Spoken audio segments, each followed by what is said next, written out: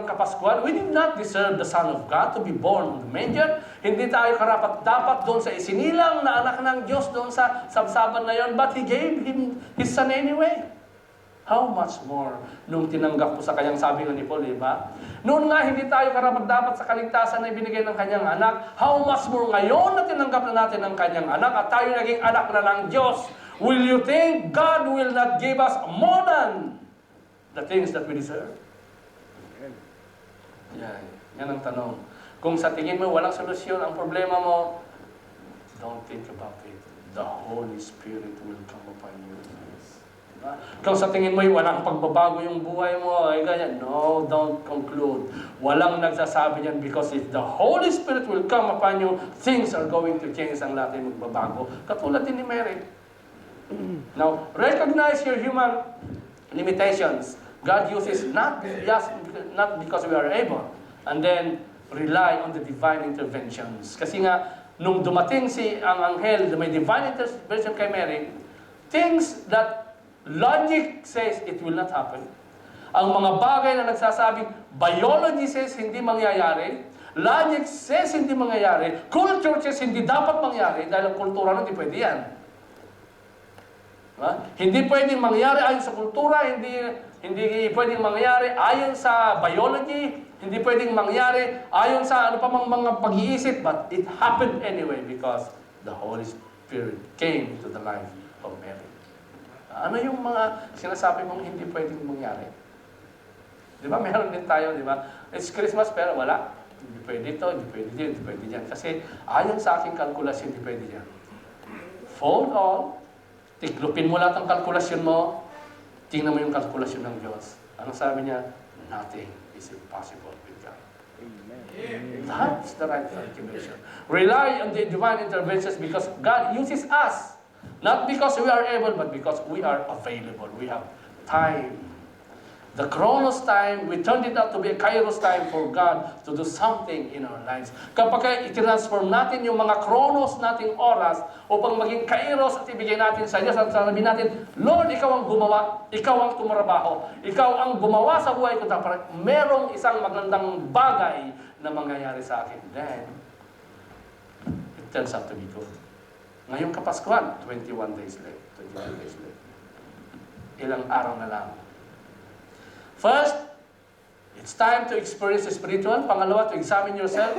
Kaya mga kapatid, to make the most of 2016, know your status. Know yourself. Tingnan mo yung sarili mo. Kulang ka ba? Tingnan mo rin yung kasapatan ng Diyos. Imposible ba? Tingnan mo, wala sa dictionary ng Diyos ng imposible ba? Yung word wala to. So, which one do you believe? It is you or God? Okay? Examine yourself. Know yourself. But best of all, the first one, know God. Okay? Last, pangatlo, Christmas time is a time to exalt the Savior, to exalt God in our lives. Upang bigyan ng parangal at papurit pagsambang ating Diyos. Ito sabi ni Mary, well, I am the Lord's servant. Ibig sabihin nun, I am at your call. Mary answered, may it be to me as you have said. I am your servant. Gawin mo ito yung nakikita ko, sabi niya. Well, I don't have a reign over myself. Hindi ko kontrol ng sarili ko. Ikaw ang may kontrol. So gawin mo ang gawin ng Diyos ang gusto niyang gawin sa buhay ko. Alam niyo ba, ang worship, hindi lang yung kumakanta ka rito, I worship you, ganun-ganun. That's only 10% of worship. Worship is to allow God. Hayaan mong siya ang kumilos sa buhay mo, siya ang humubog sa buhay mo, at sundin mo yung kanyang pinagsasabihin pa ang kanyang mga panuntunan sa kanyang salita. That is worship. Romans 12:1. To offer your bodies as living sacrifice. That is a practical worship. Yung nandito, that is a singing worship. Okay? It's time, Christmas time, it's time to exalt the Savior. The point is, sino ba talaga ang susunod ngayong Pasko? Ang Diyos ba o ikaw? Alam nyo, minsan, marami sa mga OFW ang susunod talaga yung mga pamilya natin. Correct? Correct. Gusto mong bumili ng ganito, hindi pwede. Kasi may nag-request doon. Di ba? Tayo naman, ewan ko ba, institutionalized OFW, ay gusto kaya dahil wala doon, gusto niya ay hindi matuwa lahat ng mga tao doon kasi kahit siya magdusa dito. Diba? Institutionalized OFW. Ganyan tayo. See, you want to please people around us. But the point is God pleased? Natutuwa ba ang Diyos doon sa mga plano natin, yung ating mga pagdiriwang, sa lahat ng ginagawa natin ngayong Pasko? Ngayong Christmas time, it's time to what? To exalt, to worship, to give God all the glory sa lahat ng ginagawa. Okay? Katulad ni Mary, hindi yung plano ko, sabi niya, dahil ang plano niya ay hinihintay niya nga si Mary, ano? Yan ang kwento niya. Kapag ka nag-engage ang mga Hudyo, lalaki at babae, hindi yan magkatabing lugar. Ha? Hahanap ito ng asawa niyo doon sa malayong kamag-anak niyo doon sa malayong lugar. At nagkasundo na. Okay? Hindi naman permahan, nagkasundo doon sa mga elders. Itong babae nito ay, okay, you are now legally married, but wala pang consummation ng wedding, wala pang wedding ceremony. So yung babae may iwan sa bahay, yung lalaki uwi sa bahay nila, doon sa malayong lugar. Bakit gano'n? Yun nga, kasi nga, gagawa siya doon sa tatay niya ng extension ng bahay ng kanyang magiging asawa. Hindi uso sa kanila yung hiwalay ang bahay. Sa Eastern culture, hindi. Kaya napapansin nyo rito, yung tatay, tapos yung anak, may ganyan yung nasa tabing mataas na floor. Ganyan din yung mga Hudyo. Kaya kapag nag-asawa yung tatlong anak na lalaki, yung maliit na bahay, lumalaki. Kasi nga, dinudugtong lang doon. Nagkakasama-sama yung pamilya. Ganito yung nangyayari. Pag bumalik yung lalaki, yung kanyang engaged ay nandun, gumagawa siya ng bahay hanggang sa oras na siya matapos na ito, wala pa siyang karapatan upang kunin ng kanyang asawahin. Hanggat hindi sinabi ng kanyang tatay na anak, kunin mo na yung asawa. Now, yun namang babae, naghihintay din. She make it sure na sa lahat ng araw na ginawa ng Diyos, siya ay ready kasi hindi niya alam kung kailan. Hindi katulad ngayon, kasundan, ito, petsang ganito gagawa tayo ng program sa ganito, bibigyan natin tayo ng program, ang gagawin natin ninong, si congressman, si mayor, hindi ganyan noong araw.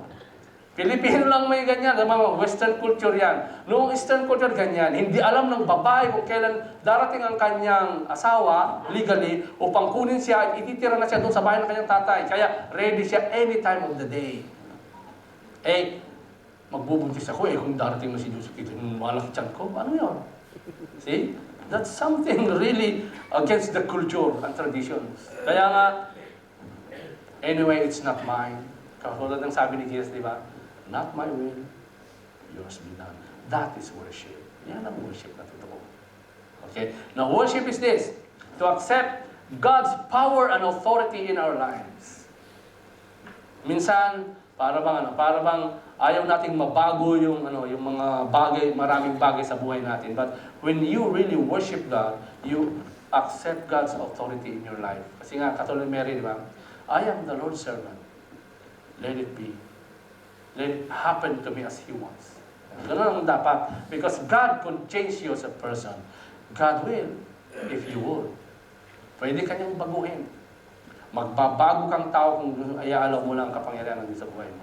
And that is act of worship. Another one, if you allow God's plan and activity in your life, that is also an act of worship. Because God might challenge your purpose.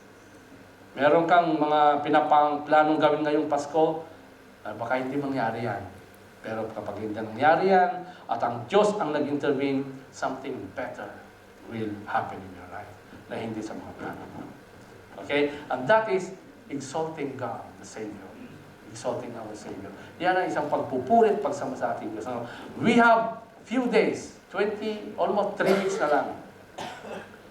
Tapos na yung Kapaskuhan ng December. That's our chronos. Let's turn it to be a kairos. That something will happen in your life. Ano sinasabi natin, di ba? Now, turning the chronos into kairos. So, making the most of our time to make Christmas of 2016 the one moment in time in our life, know your purpose. Ano ba talaga yung plano mo sa buhay? Okay, ano ba talaga yung gusto mo sa buhay ngayong Paskong ito? Then, let God intervene because His purpose may not be as you have purpose in your life. Baka ang plano ng Diyos sa buhay mo hindi katulad ng plano mo, and be willing to accept His activity and His authority upang ang Pasko mo ay maging kahulugan. Definitely, your chronos will become kairos. Magiging makahulugan. Kaya makikita natin yan, ha? Babalikan natin yung ating mga pinag-aralan. Making the most of Christmas 2016, experience spiritual. Huwag lang mga economical na bagay o mga material na bagay ang nasa isip mo. Think of something that is spiritual. Experience it. Ibig sabihin, know God. Know your God more. Kilala mo na ba siya bilang tagapag-provide ng pangangailangan mo? O Panginoon, you are only there watching me, pero ang talagang nagpupunta naman ay ako. Ano? Then you will end up miserable. Experience the spiritual, examine yourself, because you have to know your status, and then exalt the Savior, because you have to know your purpose. Ano ba talaga ang gusto mo? I would like to ask to close in this. Ngayong panahon ng Kapaskuhan, ano yung sinasabi ng Panginoon?